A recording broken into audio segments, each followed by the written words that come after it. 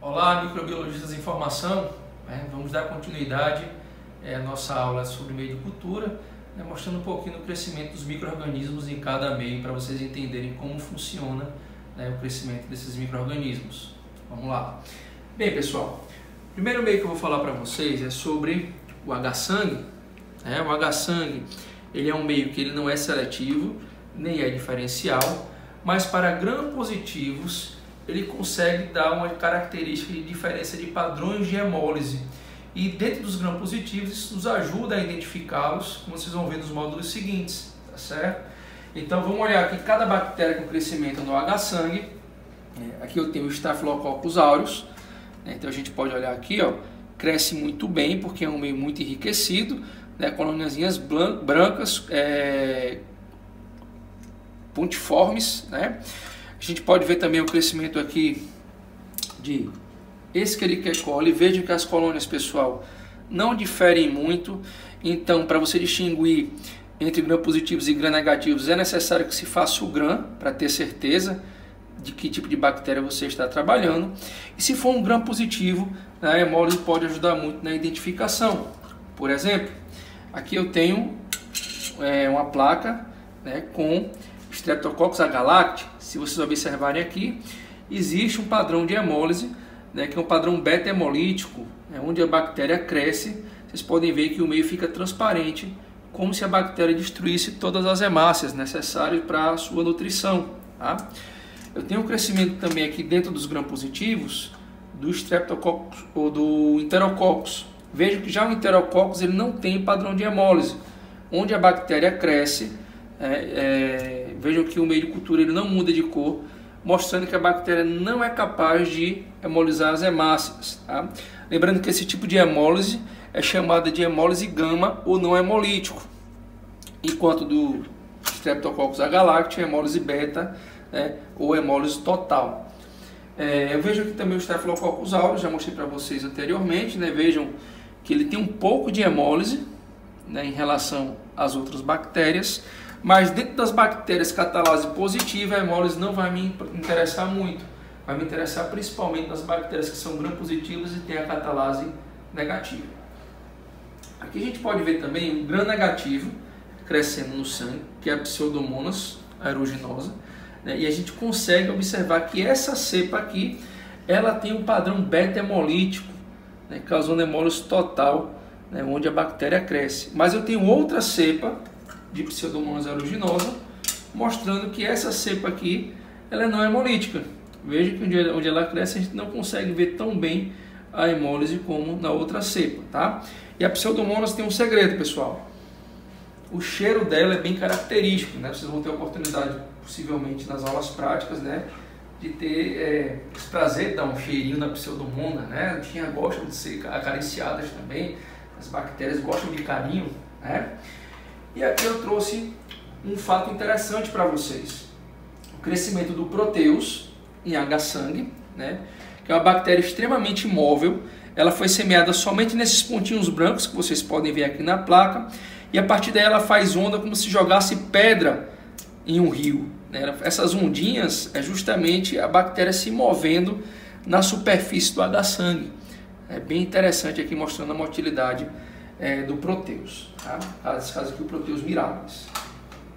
Outro meio bastante importante que nós utilizamos na rotina da microbiologia é o H-chocolate.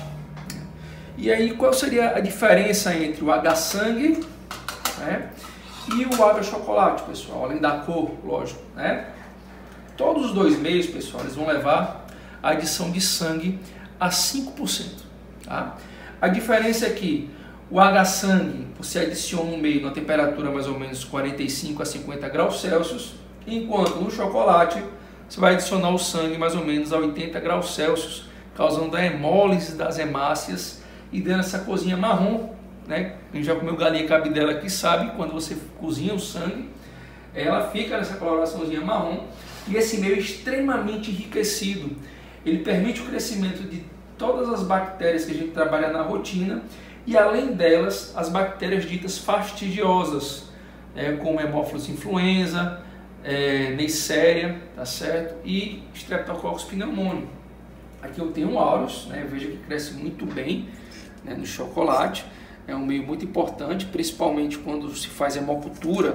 O meio de escolha para ser meio é justamente o chocolate pelo seu enriquecimento, tá? E também bastante utilizado na nossa rotina. Outro meio que tem sua importância grande, pessoal, é justamente o meio CLED. O que significa CLED, né? Cistina lactose deficiente de eletrólitos.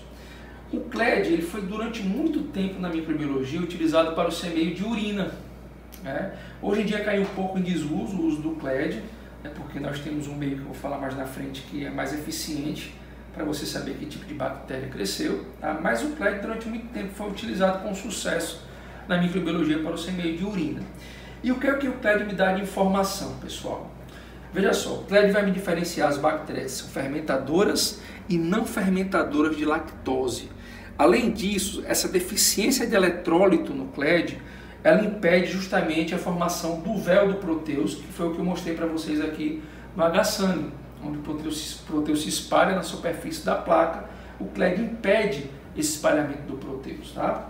Então aqui a gente tem um proteus, mostrando que ele realmente só cresce onde foi semeado, sem aquela formação do véu, tá certo?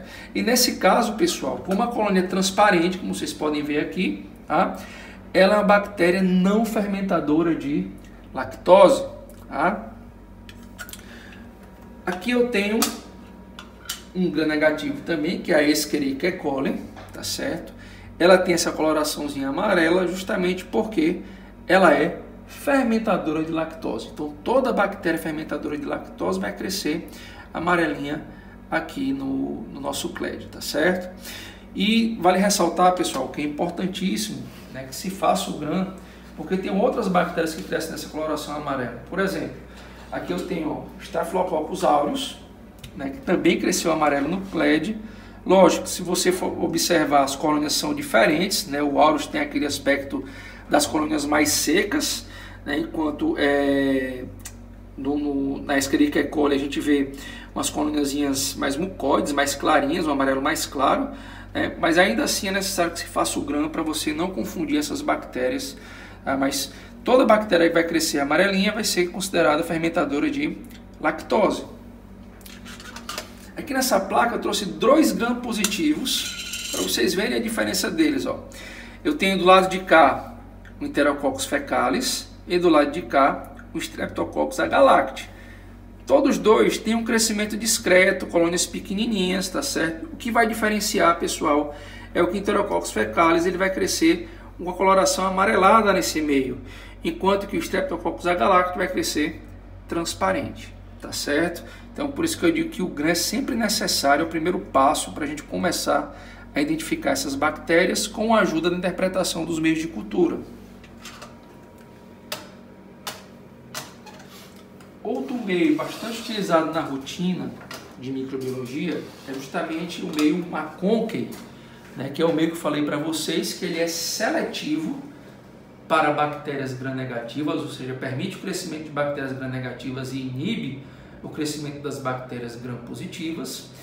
E ele é diferencial, porque dentro das gram-negativas ele diferencia quem é fermentador e quem é não fermentador de lactose.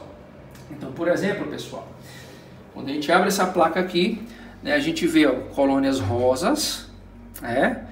Essa coloração rosa me indica que essa bactéria é fermentadora de lactose, tá? E se vocês observarem, essa colônia aqui, ela tem um aspecto mucoide, né?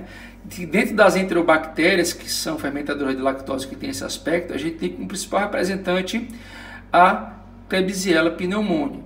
Vocês podem me perguntar, professor, então eu já posso afirmar que a Klebsiella pneumoniae? Não, afirmar não, você tem um forte indício que é essa bactéria e você parte para as provas bioquímicas para identificar se é ou não realmente a Klebsiella. Aqui eu tenho outra bactéria crescida no McConkey, e se vocês observarem, essa bactéria aqui tem a colônia transparente, então é uma bactéria não fermentadora de lactose. Então, olhando para essas placas, o que ela vai me dizer? que são duas bactérias gram-negativas, uma que fermenta a lactose e outra que não fermenta a lactose, tá certo? Lembrando, pessoal, ele só me afirma que não fermenta a lactose, ou seja, glicose ela não consegue me afirmar. Por que eu estou dizendo isso? Porque eu posso ter aqui como uma não fermentadora uma pseudomonas que não fermenta nem lactose nem glicose e ela crescer na placa, tá certo? Então a característica é fermentação ou não fermentação de lactose, ok? Outro meio utilizado, mas principalmente para fezes, tá pessoal? Esse meio primário para as fezes é o meio Rectoin, tá? E quando eu for observar esses meios aqui, as bactérias que vão me interessar são aquelas que não são coloridas. Como assim? Dessas três placas eu vejo que tem uma colorida aqui, essa não vai me interessar nesse momento. Por quê, pessoal? Essas placas aqui, elas favorecem o crescimento de Salmonella e Shigella, que são duas bactérias não fermentadoras. Então elas não vão apresentar cor no Rectoin. E como é que eu diferencio essas bactérias, pessoal? Esse meio tem bastante sais biliares, impedindo o crescimento de bactérias gram-positivas, né? E aí eu vou ver o seguinte. Aqui eu tenho uma bactéria que tem uma colônia transparente em crescimento, que pode ser uma Shigella, eu preciso fazer a identificação para saber, tá? Eu não posso afirmar categoricamente que é uma Shigella, porque outras bactérias têm essa característica de crescer transparente nesse meio, como a Pseudomonas aeruginosa, tá? E aqui eu tenho uma bactéria que ela, além de ser não fermentadora, ela é produtora de H2S, né, que vai se combinar com citrato férrico, com ferro do citrato férrico do meio e vai formar esse precipitado preto no centro da colônia, tá? Esse precipitado preto me diz que é uma bactéria não fermentadora, produtora de H2S, né? Então pode ser, tem um forte indício aí que pode ser uma Salmonella, mas eu também não posso afirmar só com o crescimento no meio. É necessário que eu faça as provas bioquímicas, porque o Proteus, por exemplo, tem essa característica de crescimento também no Rectoin. Então os meios me ajudam na interpretação, mas alguns deles eu vou ter que realmente confirmar para saber se é a bactéria que eu estou estudando em questão, certo? E aqui eu tenho uma colônia de Escherichia coli, que eu falei para vocês, né, no Rectoin, que como ela é colorida aqui nesse meio ela não vai me interessar, tá certo? Se vocês observarem, a colônia bem bonita, né, coloração salmão, é bem característica de uma bactéria fermentadora de lactose no Rectoin.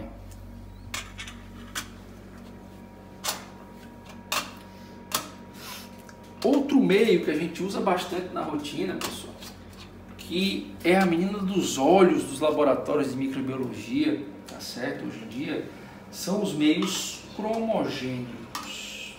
Bem, como é que funciona um meio cromogênico, né? Cromo dá a ideia de cor.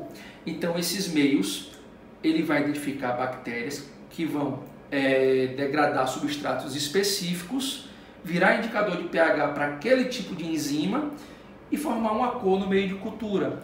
E dependendo da cor, ele vai me dar uma identificação presuntiva de que bactéria é aquela, tá certo?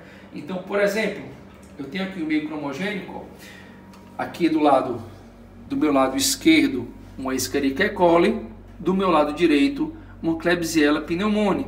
E quando a gente observa essas placas sob a luz, a gente vê que a Escherichia coli, que está no meu lado esquerdo, tem um crescimento rosa, né, como vocês podem ver aqui, e a Klebsiella pneumoniae tem um crescimento azulado, roxo azulado, como a gente pode ver aqui, né, do nosso lado direito, bem característico dessas bactérias nesse fabricante de meio cromogênico. Por que eu digo nesse fabricante, pessoal?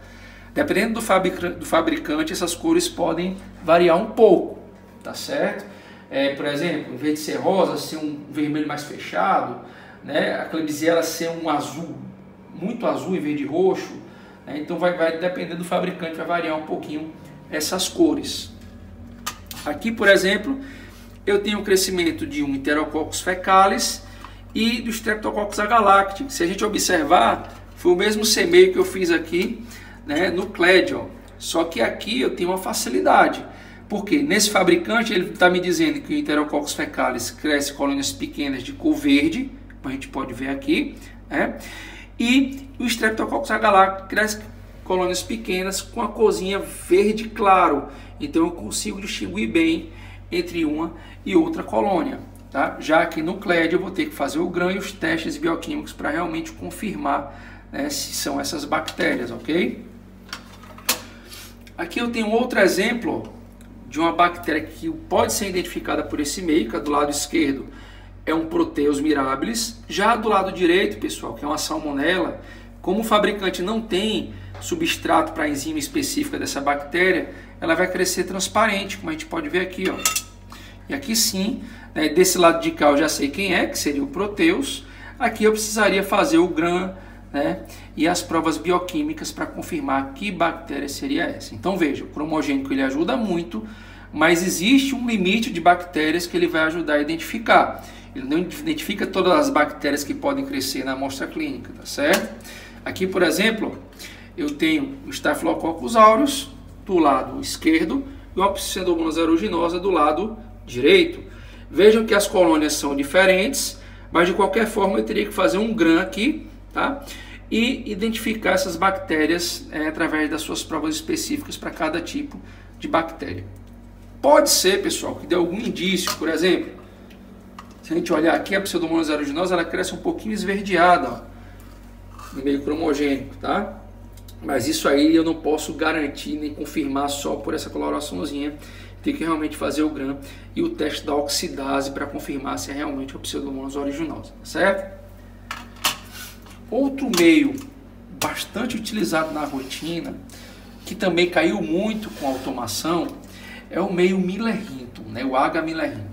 O H-Miller-Hinton, pessoal, é um meio utilizado para o antibiograma, o teste de sensibilidade dos antimicrobianos, onde eu vou colocar a bactéria na placa, colocar os discos, por um processo chamado disco de fusão, e ver se aquela bactéria é sensível ou resistente aos antibióticos, tá certo? Então, qual é a vantagem do Miller-Hinton para fazer o antibiograma? Ele não tem nenhuma substância que impeça o crescimento ou que favoreça determinada bactéria a crescer. Ele permite o crescimento de todas as bactérias da rotina, né, para a gente visualizar o teste de sensibilidade aos antimicrobianos. Eu trouxe essa placa aqui para mostrar para vocês, porque, pessoal, a Pseudomonas aeruginosa sempre vai crescer com essa coloração verde aqui no Miller-Hinton. Isso me ajuda a identificá-la, tá certo? Ela vai ter que ser oxidase positiva e ter o crescimento verde fluorescente do Miller-Hinton, porque ela produz dois pigmentos, que é a pioverdina e piocianina, né? E vão deixar essa cor verde fluorescente no meio. Enquanto as outras bactérias vão crescer nessa corzinha amarelada da colônia, tá certo? Então isso aqui me ajuda a identificar a Pseudomonas aeruginosa, tá? Lembrando que todos esses meios de cultura que eu mostrei para vocês são meios para ser meio primário, né? As provas bioquímicas vocês vão ver nos outros módulos, tá certo? Mas para ser meio primário, os principais meios de cultura que eu tinha para mostrar para vocês foram esses de hoje, tá? Eu espero que tenha ajudado, porque de certa forma mostra uma prática para vocês, já que vocês não podem estar no laboratório, mas mostra ao vivo, vamos dizer assim, as características dessas bactérias, o que facilita que vocês consigam distinguir, né, que tipo de bactéria cresce em determinado meio, de acordo com a característica que aquele meio passa daquela bactéria que cresceu para o microbiologista, tá certo? Então, pessoal, vamos dar continuidade à nossa aula, né, com outra matéria, e agradeço pela presença de todos.